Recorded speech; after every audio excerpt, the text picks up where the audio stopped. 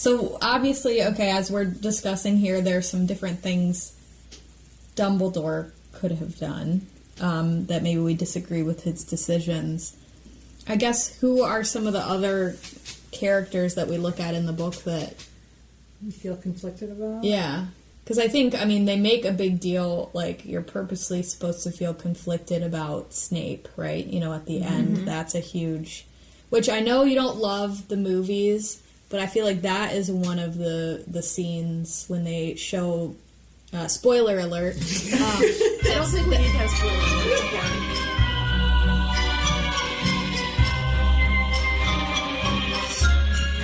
Harry Potter. But it's been out for a while.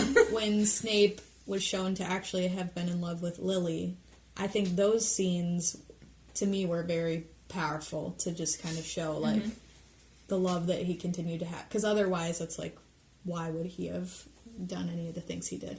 But so I know we're supposed to intentionally feel conflicted about Snape, but are there others that maybe like Dumbledore we felt really good about, and then at the end we're not quite so sure how we felt about them? Mr. Lovegood comes to mind. Like, yes. I mean, that's something that the kids even... Like, Ron's really like that, you know, spineless git or whatever about, you know, turning him in, whereas Harry's more... Or maybe Harry and Hermione are both more sympathetic to, like, hey, he's in a really hard position. Well, Harry knew Luna's whole background. Yeah. And how her mother had died, and he just wants to protect his daughter. And I mean, his daughter was kidnapped. You can't really blame him. Right. Ron is a little bit more, I mean, throughout has been a little more immature to, like, not able to see beyond his own situation. So to not even understand that it was hard, you know, to make that decision. But I guess he also, in the same way, felt so committed to his cause that he would, I don't know, that he would always put it first. Like, I mean, it's kind of ironic because he left, like, he was helping them and he left. Ditched them. Yeah. So he should understand more than anyone about making a decision and hurting some, you know, and doing the wrong thing. I think Ron as a character was always, and I think she may have done this intentionally, but, like, he's flip-flopping on everything. Like, I don't think he even knows what he, like, truly believes in. I think he's just following Harry a lot of the time. And I think, too, I mean, it just kind of shows, right, that it's easy to judge other people and that maybe, you know, as the cliche is, you know, like, look in the mirror and kind of see what's going on there yourself, you know. I guess throughout the book, this is way earlier on, but I think they do play with this a lot, that, and I guess it comes a little bit back to Snape, but Harry thinks so much of his parents and has this idealistic view of what they were and, you know, what he would have had with them. And then you dive more into how his dad treated other people, including Snape. I think Lily remains kind of a, you know, beautiful, kind person, but they play around with that a little, that Snape was always the bad guy and James the good guy, and really we're all a little more complicated than that, right? We all have the capability of both. I think it's a good reminder, too, of, like, how people change. And so I think it's easy to kind of freeze someone in a certain time. So, like, if James was a jerk when he was a teenager, well, aren't most teenagers kind of jerks? I was about to say that, like, think of how, I don't know, maybe this isn't the same way for everyone, but how people don't want to go back to high school reunions. Like, you let other people in your life later change, but it seems like high school, sometimes you get stuck in thinking about that person in one way. Yeah. You can't see past what they would be. Yeah. I don't know. I haven't been to one yet. But. No, me neither. I don't even know how I'd hear about it. But yeah, what do you, I mean... Just kind of the idea of, like, what was he even like, let's say, when he died?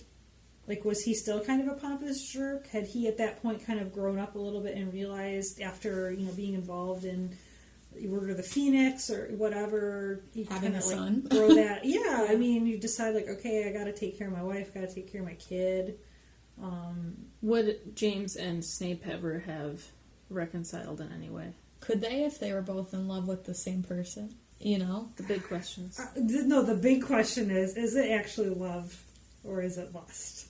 Snape? Yes. No, I think it is love. Yeah. For Snape. Like, she was understanding when nobody else was. I have to reread the book. Yeah, but she saw more than just the kind of like... But now I also can't remember if You're it's... saying her towards him, but I'm talking about him towards her. I mean, it just seems like potential creepy obsession. I think he liked... I don't know. I'm partly playing devil's advocate. You might be right. He liked who...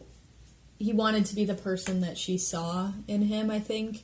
I think he did get to have some of those conversations with her about his family and, you know, those kind of things. So I think there were some deeper things there. And I wouldn't say lust in the typical, like, I don't think it was just looks, attractiveness. Like, I think, again, he loved how he felt when he was with her and the attention that she showed and some of those qualities. I don't know. That all sounds really selfish. Yeah, maybe.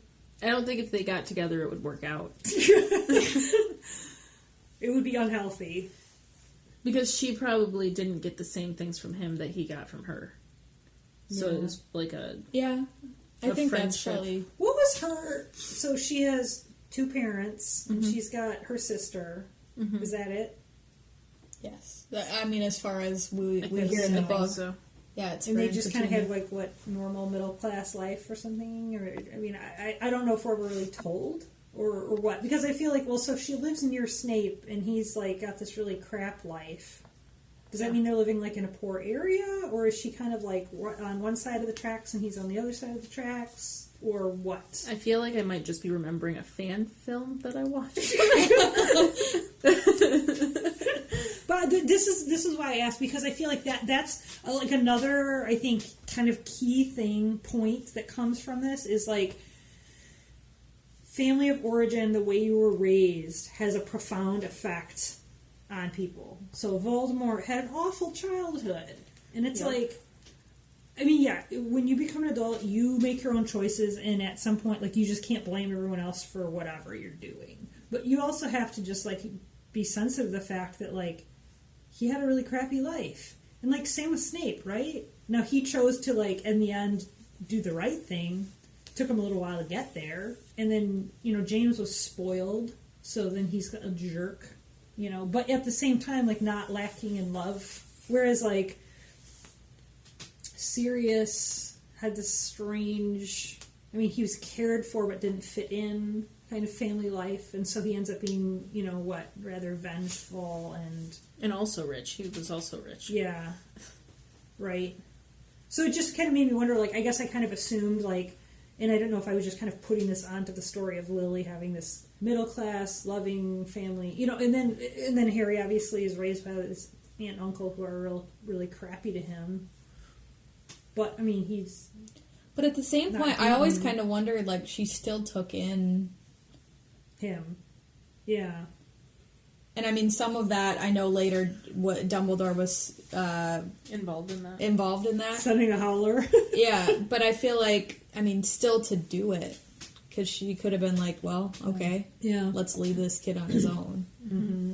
And I think some of the flashbacks, I know this is more movie, but I think in the book too, that show, I mean, she just had a complicated relationship. I think she did love her sister, but she was just so jealous. Yeah, definitely. And I think with Ron, too, so, I mean, the fact that he, even though they were poor, I think he was spoiled in other ways. And I don't necessarily mean that, like, I guess spoiled has negative connotations. But in the sense of, like, he did have a really loving family, and he really was well cared for, all things considered. And I think that he took that for granted. And so he is going to judge Mr. Lovegood or other people, I think, more easily. Because he didn't realize that he had a lot of really good things in his life, good relationships. I think it's interesting, and probably the fault of the author, that while Ron is listening to the radio, constantly trying to hear if any of his family's names are being said for the people who have died, at the same time, he's judging Mr. Lovegood for wanting to save his daughter. Which doesn't make sense to me. I think he would be more understanding. No, I mean, we're all people We're are blinded. hypocrites. It's true. I mean, people do crap like that every day. I probably did that 10 times a day. I don't know. You know, And it's one of those things that, you know, he worried about his family. He also, I think, saw Hermione and Harry as an extension of his family. So in this situation with Mr. Lovegood, he did an action that directly hurt his family. So, Yeah. I mean, it's all in the perspective that you're looking at it. Yeah. Good points. No, I like that. I mean, it's good. So in closing, who here believes that Harry and Hermione, or Ron and Hermione, would ever actually... Let's redo that question. I feel like that could be a whole In closing, So many. In closing, who here thinks that Ron and Hermione would have actually ended up together? I, for one, think absolutely not. That would have never happened. Harry and Hermione would have ended up together. Ginny does not exist. But is that like too much? In Harry's life. She exists as a character. I really like her. Don't send me hate mail. I love Ginny as a character. Hate mail. At our email. Hate mail send your hate mail to Thunderwudgies at gmail.com. Or angry tweet at Thunderwudgie. No S. But, So we're talking about Harry. Okay, Is there... I will always maintain, I have always maintained, and I will continue to maintain until my dying day, Harry should not get married. Full stop. Not with anyone. Singleness. So it's not, I can't even answer your question because you are saying to me that Harry should be with someone, and I say he absolutely should not. Why? So Hermione and Malfoy then. I want to know more about why do you say that? Yeah, I mean, this is like our closing idea. I don't know. I think that the whole character arc, like hero's journey, the whole, like I feel like the story leads to him being that sacrificial person that he's set apart. Like Frodo. Yes, exactly like Frodo. Yeah. Frodo couldn't go back to the Shire and live and a be normal with someone life like Sam could. because he just wasn't. Yeah, he couldn't. And I feel like Harry's the same way. But I also feel like at the same time, like, that makes a lot of sense to me, but I also feel like throughout the whole time he's longed for love of a family and, like, you know, just his parents. And I feel like, I mean, again, you have that there, but I wonder if he just didn't want to be alone after that. But I mean, isn't part of his journey of realizing, like, that they really are there with him, that they are a part of him, and that all that longing and hoping and desiring that he had to realize that, like, I don't want to say they were there all along and make it sound really cheesy, but kind of. And that you come to a point where, like, you can find peace in that solitude or who you really are in that. That makes, I mean... I feel like it's kind of a caving to, like, the modern era of, like, you are not someone unless you're with someone. And I almost feel like I mean, I don't know what she had outlined for the book because it has been known that she changed kind of original. She caved to like fans' Ron was wishes. supposed to die or whatever, right? Mm-hmm. I mean, I think it's plausible that maybe she had the idea that Harry would not get married and then probably changed it when she realized Harry would wig out. Because they would have wigged out. They would have wigged out. I mean, that's the way we are. At least in Western culture. Maybe Harry was supposed to be alone. But I don't like that for his character. I want to see him with a family of his own and being able to, like, pass on what he was never given. That's how I like to see it. Mm-hmm. With Hermione. What do you think, Annie? One of the things, because that's I guess kind of how I saw it too, but I feel like, I mean, they develop him and Ginny kind of, but I feel like there could be more, I guess, because I feel like when they first talk about Ginny and Harry, it's always like she had a school. Right, I'm not convinced that he even was really that into her. No, me neither. And I never buyed them as a couple. Buyed them? I mean, I like the character of Ginny. I feel like I relate in many ways, just like kind of being kind of unsure of yourself at first and whatever, being possessed and all that. Yeah, that's pretty much my life. But killing chickens. But I feel like, I mean, the romance in this at the end, it's like it wraps it up nicely, but I feel like they didn't develop either enough, like any of the final pairings. Yes, agreed.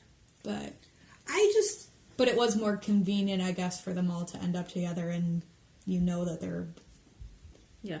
You didn't have to introduce other characters. Like, because I feel like that's a part of it, too, that they didn't want to, like... No one else was really developed enough to be, like, outside of the group to be with them. Ron should have ended up with Lavender Brown. He deserved her. I could have seen them ending up together and having 10 kids of their own. Yeah. I could have definitely seen that happening. People don't care enough about Lavender Brown, right? I don't know. They probably hate her. I don't know. And maybe people don't care about Ron, but I'm just saying I think they care about some of those main characters at this level or at this high level, and then they care about some of the other ones at like a small. Yeah. I don't know. So it just was easier. I just find it hard to believe if like Hermione is the brainiac she's made out to be. And I'm not saying that people aren't capable of this. And Ron's pretty much a dunce. Yeah.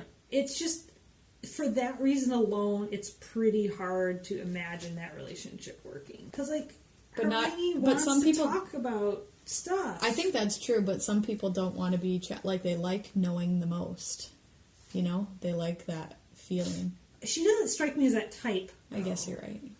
But I feel like Ron wouldn't care about what Hermione cares about, because never in the books did he really care about what she was doing. Right.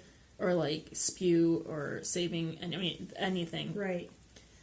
And if you don't care about what your partner wants or loves or is interested, then it could never possibly work, because she doesn't care about jokes. Do you feel like Harry cared about her? Like what she cared about? I don't know, I just liked it. No. But it's worth reflecting upon. I think Harry is not a fully fleshed out character at all. We don't actually know what Harry wants besides the family. We don't know much about Harry besides what other people have projected onto him. Well, because he's a teenager. What teenager really knows what they want? Well, Hermione did. And he always had to know, or what he always had to want first and foremost was to get rid of Voldemort. Yeah, so Harry himself is not actually a fully fleshed out character, which I think is a big, big flaw in the story of all 7 books. But we love him anyway. I'm thinking, wow. Teej, what's going on over there? So much. I'm just realizing, so I have always hated the cursed child. Yep. Okay. That's a whole other... Right. And I'm not going to... But here's the thing. This is why I'm... However, what you're saying to me is making me think that I could possibly see why that would happen. Because... So he's like this mediocre middle manager. What is he really doing with his life? We don't really know. Yeah. Well... When you hear about, like, Olympians, and they, like, get the gold medal, and they've been working their whole life towards this thing, and then they, like, accomplish it, and then they, like, a lot of them get, like, super depressed, and, like, they don't know what their life's about, and they have no meaning, and, like, blah, blah, blah. I mean, would that happen to Harry? Because his life has always been this kind of, like, well, once he finds out he's a wizard and all that, right? He achieves his biggest... Yeah, like, the battle, the constant thing has been reached. I'm sitting on this exercise ball and I just fell over. If anyone heard that. I don't know. So anyway, that's like what's just like coming to mind right now when we're talking about Harry not being fleshed out, and then also Harry having his, like, reaching kind of the pinnacle goal, and then what is your life after that? So we have come to the conclusion that this is all Dumbledore's fault. Absolutely. Thanks for listening to this episode of Thunderwudgies. Woo woo! We got super deep. Woo woo! Join us next time when we get even.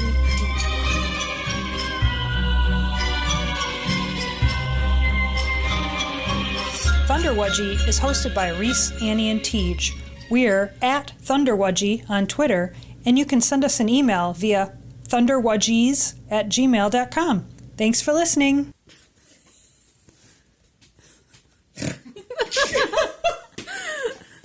Yes.